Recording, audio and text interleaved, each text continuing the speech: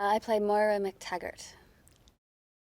She's still as determined and still as sort of dedicated to the cause of mutants and liberating them and trying to live in a progressive society. So, yeah, she's we find her in Cairo investigating Apocalypse, and then she gets recruited back by Charles to sort of help them start to investigate Apocalypse as well.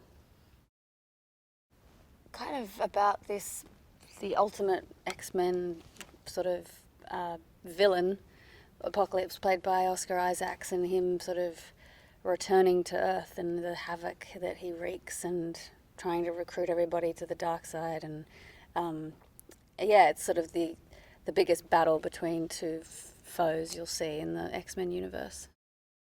The metaphor of X-Men is always a great draw card. I think it's the marginalised, the outcasts, the people, who have prejudices, who project their prejudices onto them, and that can be for anything in society in life. So I think that X-Men, I think people really relate to that if you are an outcast or you are, discriminated against for whatever reasons. The film is set in the early 80s and the looks are fantastic. So I have a very peach blouse on. I look very like Gillian Anderson, X-Files kind of, meets Working Girl. And the kids all look great. It's funny with fashion because it's so cyclical. A lot of what they're wearing now, it's what the kids are wearing today. So it's all very, you're like, you'd probably wear that out, wouldn't you? But that's what's so charming about the franchise of X-Men and the sequels of them, is because I think they are travelling through time, and you do meet all these characters at different periods throughout history. And I think that's very creative and fun and gives a great context for the story.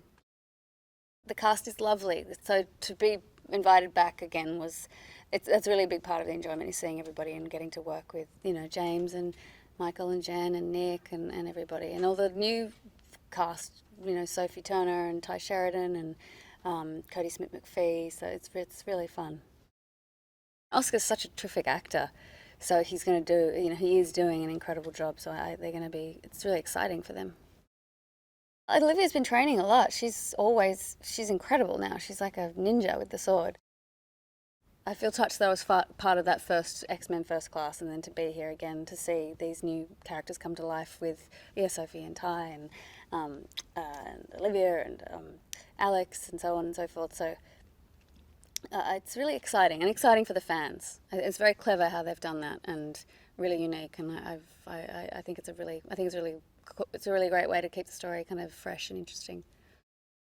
Bryan just has such a wealth of knowledge about the universe of X-Men. He's sort of incomparable in that way, and that's such a pleasure to sort of be in the hands of someone has such control and knowledge and of the world. And it's pretty complex. There are so many different strands of these stories. So I think to have someone who's really got a handle on it is really exciting. Yeah, the scope is huge. It does. It's sort of time travels to incredible lengths, and the scale of it is incredible. I hadn't done a film like this for so long, where nothing is really spared, and the sets are incredible.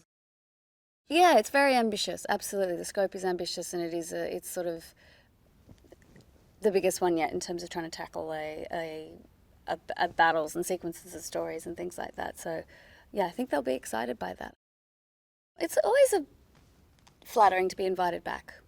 I really, it's a great thing. I wasn't part of Days of Future Past, and to be invited back for this one is really great. It's the final chapter for this cast, so I feel really grateful to be invited back. It's always nice for the ego, and for the for the fun of the character too, because she's a rarity. She's immortal in this world. She's very much an outcast in that sense. She's not a mutant at all. So, but she's a huge sympathizer for them and an advocate. So, I guess she has a voice in terms of getting them out into society and to be taken seriously.